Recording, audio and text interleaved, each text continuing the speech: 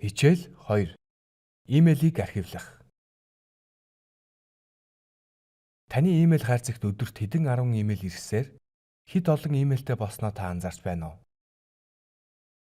Имэйлийн хайрцаг зэгцлэхийн тулд та нэгдүгээрт ирсэн имэйлүүдээс хэрэггүйг нь шууд устгах хэрэгтэй.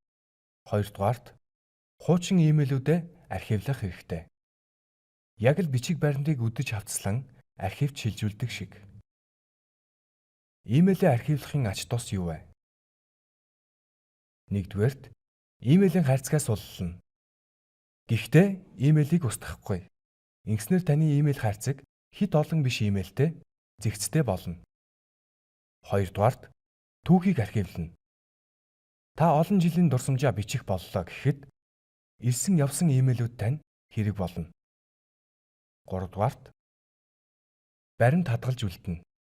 Энэ он сар өдрийн энэ цаг минутад ийм асуудал яригдсан шийдэгдсэн гэсэн баталгааг та өгч чадна. Түүнчлэн банкны гүйлгээний мэдээлэл гэх зэрэг хараад өнгөрөх имэйлүүдийг имэйлийн хайрцагтаа биш архивтаа хадгалах хэрэгтэй. Дөрөвдүгээрт нэрийн хуудас цуглуулна. Тантай харилцаж байсан хүнтэй холбоо барих хэрэг гарвал имэйлийг нь хайж олоод имэйлийн гарын үсэг дэх хаяг утсыг нь олж авна. Тэгвэл яаж имэйлээ архивлах вэ?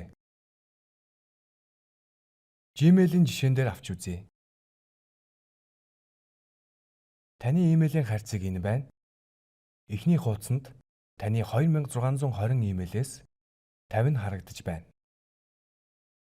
Эндээс имэйлийн гарчиг ба илгээгчийг харж байгаад архивлах имэйлүүдээ сонгоход дээд мөрөнд архивлах товч гарч ирж байна.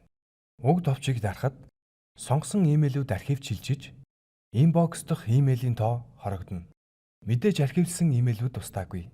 Yahoo имэйлд архив гэсэн бэлэн зэс рүү орж архивлсан бүх имэйлээ үзэж болдог бол Gmail-ийн хувьд ийм зэс байхгүй. Харин Allmail дотроосоо хайлт хийж олж үздэг.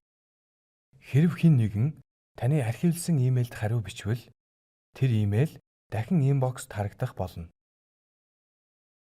Банкны гүйлгээний мэдээлэл гэх зэрэг хараад өнгөрөх имэйлүүдийг ирмэгцэн шууд автоматар архивт шилжүүлж болно.